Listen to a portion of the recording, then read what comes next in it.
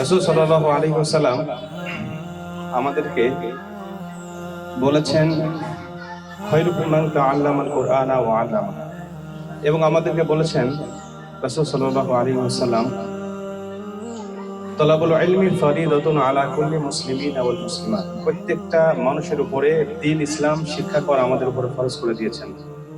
আমরা এখানে যারা অভিভাবক আছি, হয়তোবা আমাদের বাবা মা আমাদেরকে ওইভাবে বোঝে নাই, অথবা আমাদেরকে পারিবারিক অভাব অনটনের কারণে আমাদেরকে মাদ্রাসায় পড়ায় নেই বা দ্বীন শিক্ষায় শিক্ষিত করে নেই। এজন্য আমরা হয়তোবা সেই ফরজ ইবাদতটুকু আমরা পালন করতে পারিনি। আল্লাহ পাক আমাদের বাবা মাকে মাফ করুক, ক্ষমা করুন। আল্লাহ পাক যেন তাদেরকে এই বিষয় নিয়ে কোনো জিজ্ঞাসাবাদ না করে, কোনো হিসাব যেন না নেয়, সেই দোয়া করি। কিন্তু আমরা যেহেতু বুঝতে শিখেছি যে আমাদের উপরে দ্বীন ইসলাম শিক্ষা করা ফরজ, আমরা করতে পারি নাই, কিন্তু আমাদের সন্তানগুলোকে সেই হুকুমটা পালন করতে হবে, তাদেরকে সেই ফরজ ইবাদতটা করাতে হবে। এটা আমরা সব সময় শুনে থাকি, মোবাইলে হোক বা কোনো সিম্পোজিয়াম সেমিনারে হোক। আমরা জানি যে সন্তানদেরকে দ্বীনি শিক্ষা শিক্ষিত করতে হবে, আর যদি করতে পারি তাহলে আমাদের কি হবে। রাসূল সাল্লাল্লাহু আলাইহি ওয়াসাল্লাম বলেন যে কোনো আলেম ছেলে অথবা মেয়ের পিতা মাতাকে কিয়ামতের ময়দানে আল্লাহ যত সম্মান দিবেন, তার থেকে সবচেয়ে বড় সম্মান হলো ওই মা বাবার মাথায় আল্লাহ পাক একটা নূরের টুপি পরায় দিবেন। সুবহানাল্লাহ। এবং আরো অগণিত ফজিলত, অগণিত উপহার উপঢৌকন আল্লাহ পাক কিয়ামতের মাঠে আমাদেরকে দান করবেন।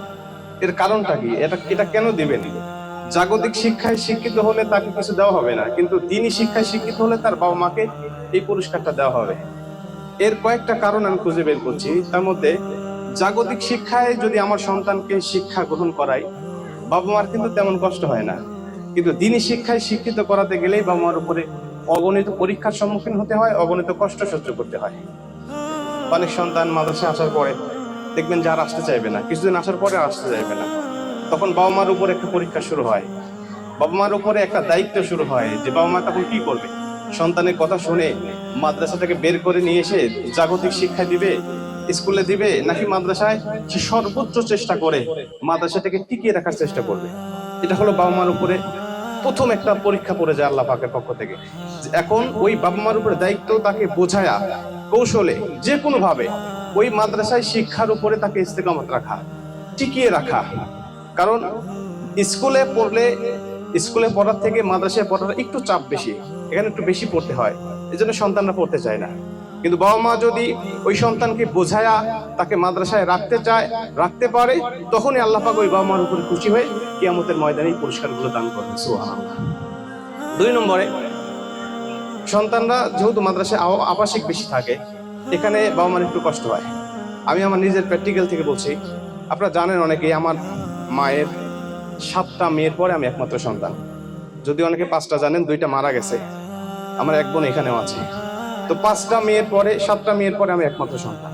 আমি ছোট্ট বয়সে আমার মা আমাকে মাদ্রাসায় দিয়েছিল সেই রেলবাজার মোহাম্মদপুর। একবার ছোট, এদের মধ্যে ছোট ছিলাম। তো তখন আমার মা এখনো বলে, যখন বলে তখন কেঁদে ফেলে, যে তোকে যখন মাদ্রাসায় দিয়েছিলাম একটা রাত আমার যায় নাই যে আমার চোখের পানিতে বালিশ ভেজে নেই। এই যে কষ্ট, এই যে ত্যাগ, যে গোলাম মুর্তজা নূরী উনার সন্তানকে দিয়েছে মাদ্রাসায়, সন্তানের কোনো সমস্যা নাই, কিন্তু উনার সন্তানকে মাঝে দেওয়ার পর উনি কেঁদে যারে দাস সহ্য করতে পারে না।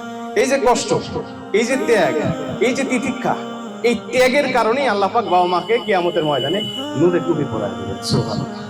এজন্য আমরা চাই আমাদের সন্তানগুলোকে দ্বীনি শিক্ষায় শিক্ষিত করার জন্য, এবং এই শিক্ষায় করার জন্য করতে গেলে কিন্তু আমাদের উপর বাধা আসবে। সন্তান আসতে চাইবে না, আমাদের কষ্ট হবে, সন্তানের কথা মনে পড়বে, বিভিন্ন বাধা কিন্তু আসবে। এগুলো আমাদের উপেক্ষা করতে হবে। এই উপেক্ষা করে যদি আমরা চলতে পারি, তাহলে শুধু পরকালে উপকার পাবো তা নয়, দুনিয়াতে অনেক উপকার রয়েছে। আমরা জানি সন্তানদেরকে বড় করলে অধিকাংশ সন্তানরা বাবা মাকে ভুলে যায়, বাবা মাকে ভাত দেয় না, বাবা মাকে বৃদ্ধাশ্রমে রাখে। যদিও গ্রামগঞ্জে বৃদ্ধাশ্রম দেখা যায় না, কিন্তু শহর পর্যায়ে দেখতে পারবে।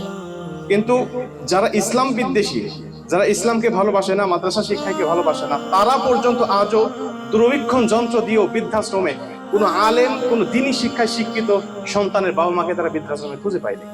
এবং দেখেন কয়টা সংসারে বাবা মাকে ভাত দেয় না, বাবা মাকে দেখতে পারে না। কয়টা আলেমের সন্তান আছে, কয়টা আলেম তার বাবা মাকে দেখতে পারেন, এমন দেখতে পারবেন না আপনারা।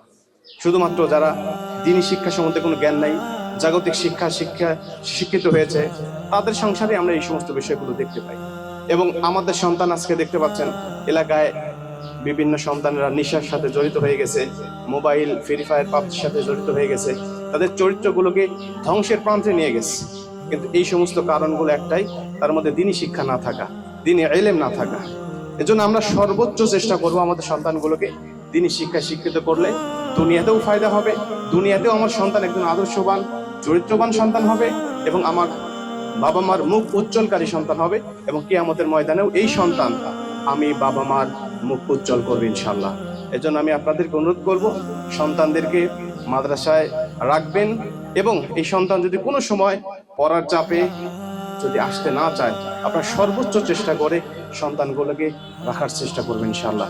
এখন অনেক সুযোগ হয়েছে, আগে এত মাদ্রাসা ছিল না আশেপাশে, এখন আপনাদের বাড়ির কাছে এত সুন্দর মাদ্রাসা হয়েছে। তারপরেও যদি আমরা সুযোগটা হাতছাড়াই, কিয়ামতের ময়দানে কিন্তু আমাদেরকে জবাবদিহি করতে হবে। আল্লাহ পাক আমাদের সবাইকে দ্বীনি শিক্ষায় শিক্ষিত সন্তানগুলোকে করার তৌফিক দান করুক। আসসালামু আলাইকুম।